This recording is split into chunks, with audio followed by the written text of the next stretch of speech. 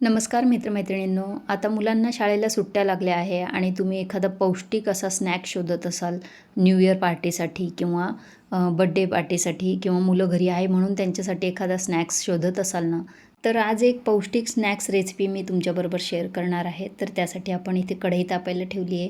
1 मोठा चमचा तेल घातला आहे. त्यानंतर 1 छोटा चमचा मोहरी आणि 1 छोटा चमचा जिरं घालायचं आणि 1 कांदा चिरून घातला आहे. आता हे छान आपल्याला गुलाबी होईपर्यंत परतून घ्यायचं.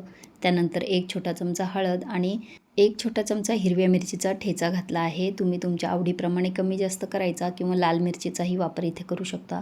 त्यानंतर त्यात उकडून घेतलेले आणि थंड करून घेतलेले, सालं काढून घेतलेले 4 उकडलेले बटाटे मी घातले आहे. तर तुम्ही तुमच्या गरजेप्रमाणे कमी जास्त बटाट्याचं प्रमाण करू शकता इथे. तर आपल्याला बटाटा हा असा हाताने फोडून घालायचा आहे. त्यानंतर चवीपुरतं मीठ घालायचं आणि हे मिश्रण एकजीव करून घ्यायचं आहे. आपल्याला खूप जास्त ही चटणी शिजवत बसायचं नाही आहे. त्यानंतर मसाले घालूया. तर त्यात प्रत्येकी 1 छोटा चमचा लाल तिखट, भाजलेल्या जिऱ्याची पूड, चाट मसाला आणि धणे पावडर घेतली आहे आणि थोडीशी बारीक चिरलेली कोथिंबीर घातली. आता हे मिश्रण एकजीव करून घेऊया आणि ज्या बटाट्याच्या थोड्याफार गाठी राहिल्या असतील तर त्या आपण असं चमच्याने मोडून घ्यायच्या आहे. आपलं सारण तयार आहे.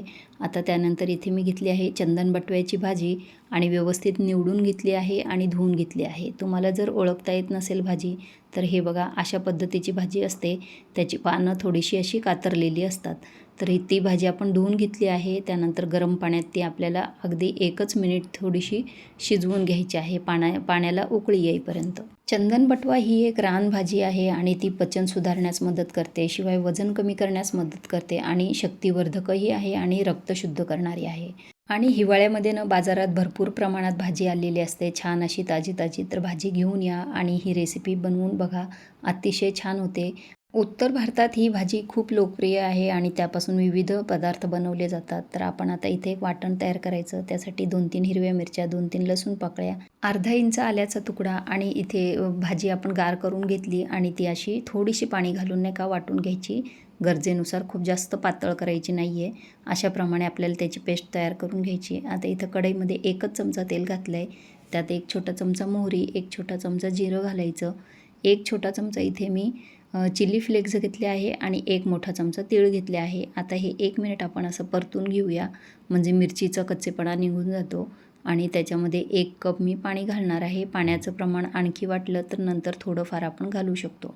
चवीपुरतं मीठ घालायचं. आता 1/4 कप इथं आपण बारीक रवा घेतला आहे. तर रवा भाजून घेतलेला नाही, कच्चाच रवा आपण इथं वापरणार आहोत. त्यानंतर अर्धा कप इथे तांदळाचं पीठ घेतलं आहे.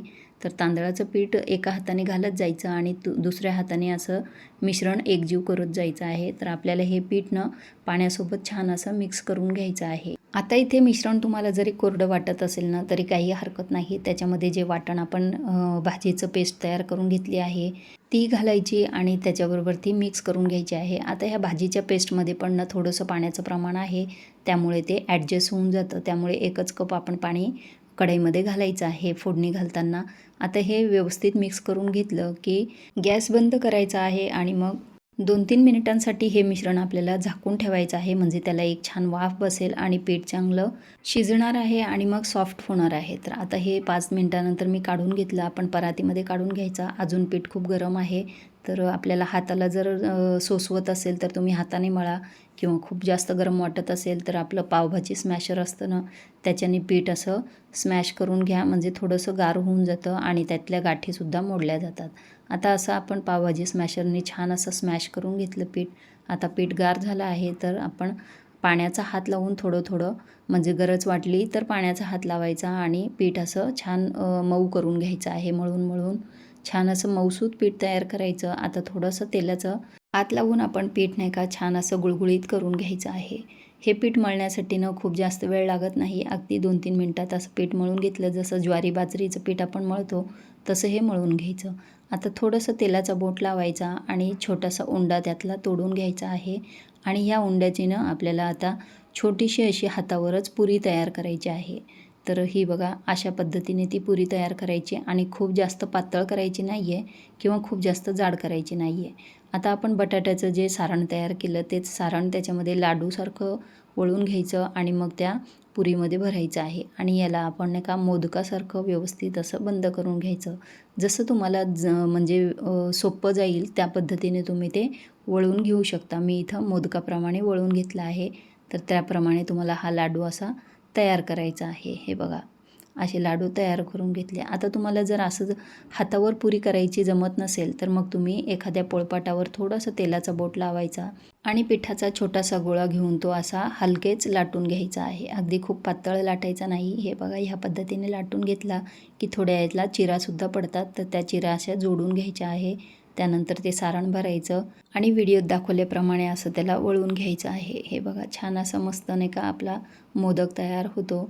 तर हे बघा, अशाप्रमाणे मी सर्व तयार करून घेतले. तर याच्यामध्ये ना हे 18 लाडू तयार झाले आहेत. आता आप्पे पॅनमध्ये अगदी एक एक थेंब तेल घालायचं आणि त्याच्यामध्ये हे आपण तयार केलेले आप्पे ठेवून द्यायचे आहे. आता हे आप्पे ना दोन्ही बाजूने आपल्याला छान थोडंसं तेल घालून दोन्ही बाजूनी सोनेरी होईपर्यंत, कुरकुरीत होईपर्यंत असे फ्राय करून घ्यायचे आहे.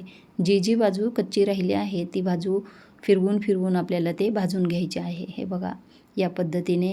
आणि आप्पे शिजवताना गॅस नाही का लो टू मीडियम ठेवायचा, खूप मोठा ठेवायचा नाही आहे आपल्याला, म्हणजे ते आतपर्यंत छान शिजतात आणि वरचं कवरसुद्धा छान त्याचं कुरकुरीत होतं. अगदी पौष्टिक आहे, म्हणजे 2 ते 3 दिवस तुम्ही फ्रीजमध्ये ठेवूनसुद्धा वापरू शकता. बनवून ठेवायचे फ्रीजमध्ये.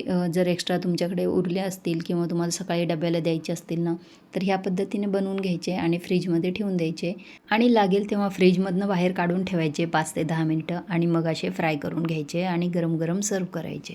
तयार आहे पौष्टिक चंदन बटव्याचे आप्पे. तर आजची रेसिपी तुम्हाला कशी वाटली ते मला कमेंटद्वारे कळवा आणि मालाच किचनला लाईक, शेअर आणि सबस्क्राईब करायला विसरू नका. आणि आजची रेसिपी तुम्हाला आवडली असेल तर मित्रमैत्रिणींनाही शेअर करा, म्हणजे तेही न्यू इयर पार्टीला असे नवीन स्नॅक्स बनवतील. यापूर्वी मी चंदन बटव्याचे पराठे आणि रायता रेसिपी शेअर केली आहे. त्याची रेसिपी लिंक मी डिस्क्रिप्शनमध्ये देईन, तेही बनवून बघा. अतिशय पौष्टिक तयार होतात. धन्यवाद.